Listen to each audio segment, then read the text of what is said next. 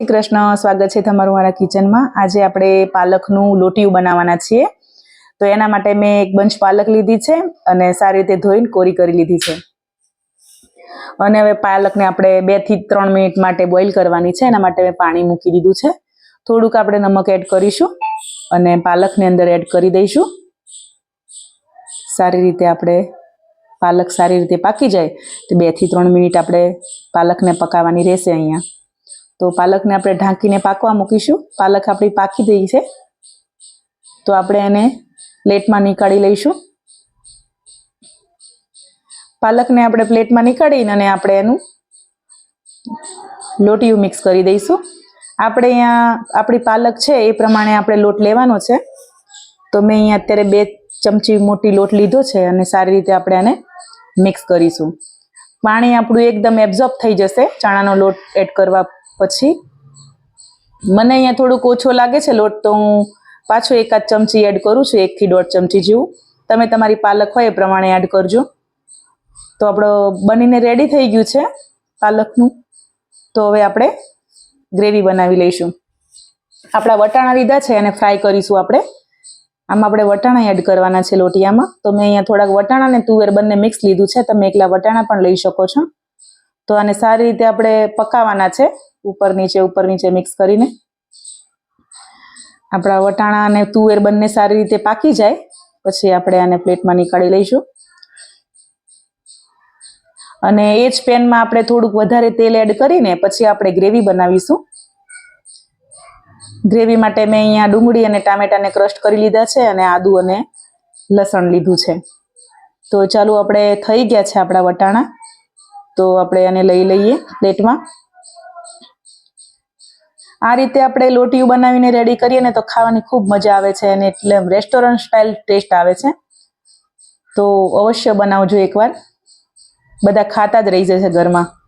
તો ચલો આપણે હવે ગ્રેવી બનાવી લઈએ। તેલ ગરમ થઈ ગયું છે તો મેં અહીંયા જીરું એડ કરી દીધું છે। આપણું જીરું ક્રેકલ થઈ જાય એટલે આપણે ડુંગળી જે ક્રશ કરી છે એ એડ કરી દઈશું। અહીંયા આપણે પેસ્ટ કરવી હોય તો પેસ્ટ કરવાની અને નાની ક્રશ કરવી હોય તો તમે કરી શકો છો, મેં અહીંયા ક્રશ કરી છે। હવે આદુ અને લસણની પેસ્ટ એડ કરી છે। આદુ લસણ જો તમારે વધારે ભાવતું હોય સ્ટ્રોંગ તો તમે વધારે એડ કરજો, ખૂબ સારો ટેસ્ટ આવે છે। મેં અહીંયા છોકરાઓને ખાવાનું છે એટલે મેં ઓછી એડ કરી છે।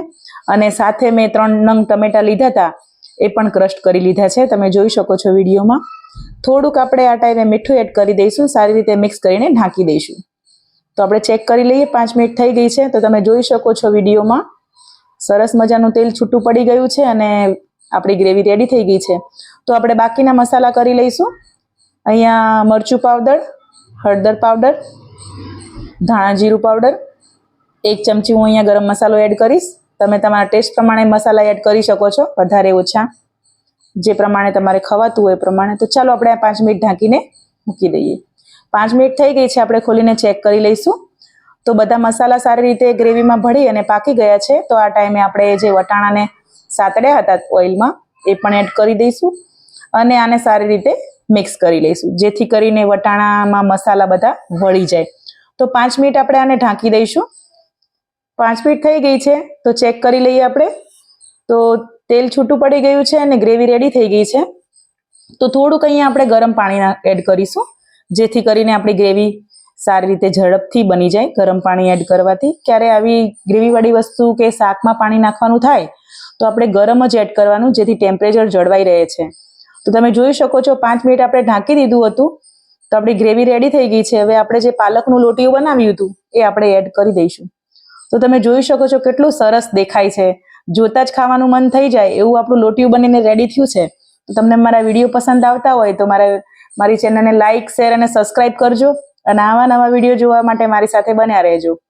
તો જો આપણે આને સારી રીતે મિક્સ કરી લઈએ છીએ અને જે થોડુંક આપણે લોટિયાવાળામાં વાસણમાં પાણી લઈને આમાં એડ કરી દઈશું। 5 મિનિટ આને ઢાંકી દઈશું। 5 મિનિટ થઈ ગઈ છે તો સારી રીતે મિક્સ કરીને જોઈ શકો છો અહીંયા લોટિયું આપણું રેડી થઈ ગયું છે। તો આપણે આને સર્વ કરી દઈશું।